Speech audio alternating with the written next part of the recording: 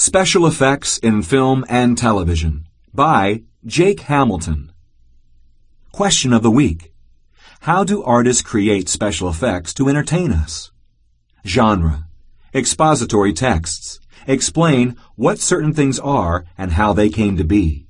As you read, notice how the author explains how artists make miniature models for movie sets. In miniature. Special effects, SFX, is the art of making the impossible into a fantastic reality. Special effects has always pushed the boundaries of human imagination. It keeps today's movie and television audiences glued to their seats in starry-eyed wonder. The art of miniature model making has always been an important part of special effects in movies. Some movie stories have big, spectacular, action-filled scenes. They may call for fights between dinosaurs, explosions on the Golden Gate Bridge, or an armed force charging through the desert. Movie makers can save time and money by making models for these scenes. This article tells the story of the building of a miniature landscape for a television show. Mattebox reduces lens flares. Prime lens interchangeable with the zoom lens. 400-foot, 120-meter film magazine with running time of 4 1/4 minutes at normal speed.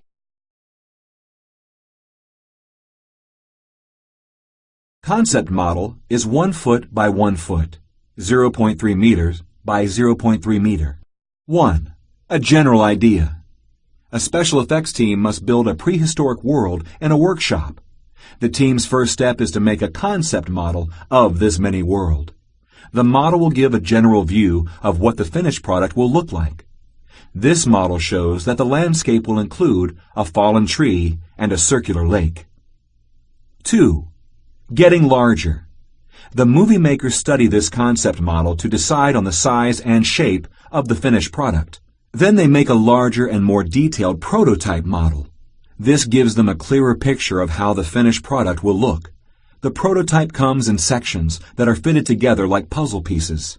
This 2 foot by 2 foot, 0.6 meter by 0.6 meter prototype is fully painted and fitted with bushes and trees. Now the team can work on the final product. Cameraman's eyepiece. Camera door is open to thread the film past the gate. Final model landscape will be in 3 main sections. White areas show where the divides are between the main sections. Cardboard representation of early reptile.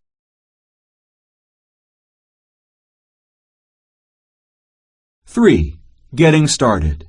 The full-size miniature model will be 24 feet by 24 feet, 7.2 meters by 7.2 meters. Building it will take real cooperation among all the SFX team members. The model's base is made of the kind of plastic used in fast food cups and boxes.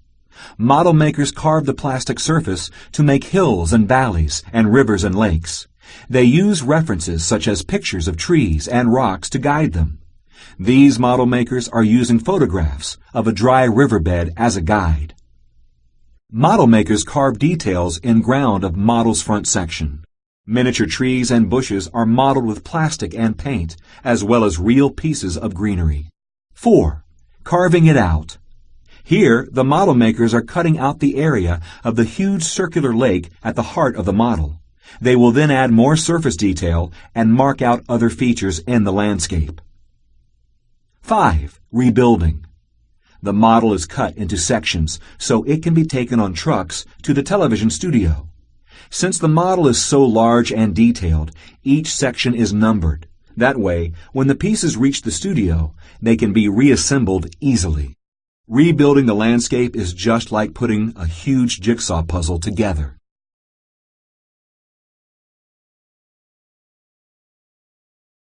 6. Foaming the model. At the studio, the model is put back together, and the miniature trees, rocks, and other surface details are all put in place. Then, a technician wearing a special protective suit sprays the model. He uses a light foam made from toxic chemicals. The foam gives the surface of the model a smooth, natural look. He also adds bumps and dips to the surface. This makes it look just like a real landscape. To protect against toxic fumes, the technician wears a respirator. 7. In the studio. Putting the miniature landscape back together takes a great deal of attention to detail. Every last tree, bush, and rock must be exactly in place. A huge painted backdrop of blue sky, streaked with clouds, has been placed on the far wall. Lights positioned overhead will give the landscape more texture and shadow. Technician's head pops up between two of the main landscape sections.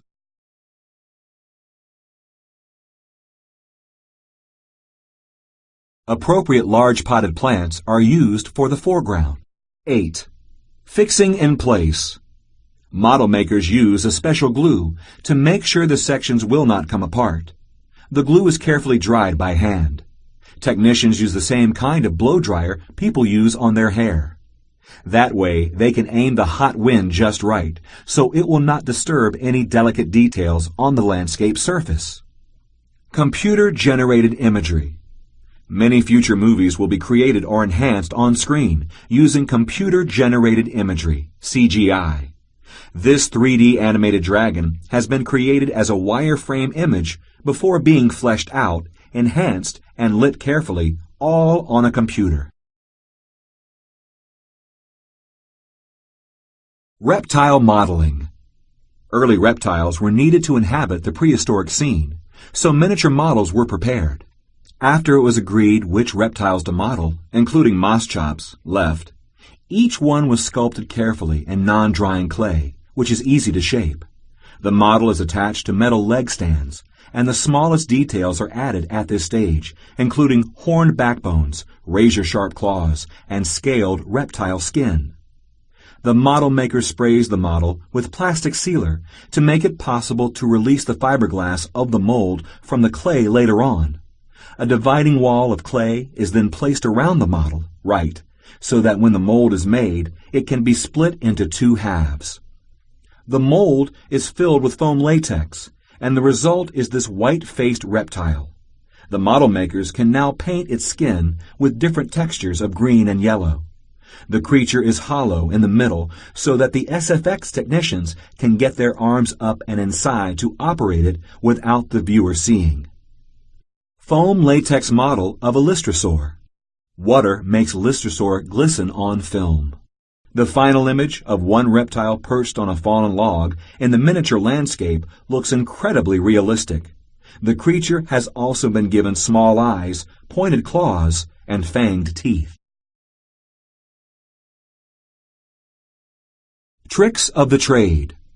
The model makers go to great lengths to make a miniature look as realistic as possible. Here, they are working on a slight depression in the surface that was carved out for a lake. It is filled with water to a depth of just 1.5 inches, 4 centimeters. The model makers are layering the shallow water with fabric to make it look more like a deep lake. Model makers refer to television monitor for camera's eye view. Large potted trees are used for foreground section. Real log is used in foreground of landscape.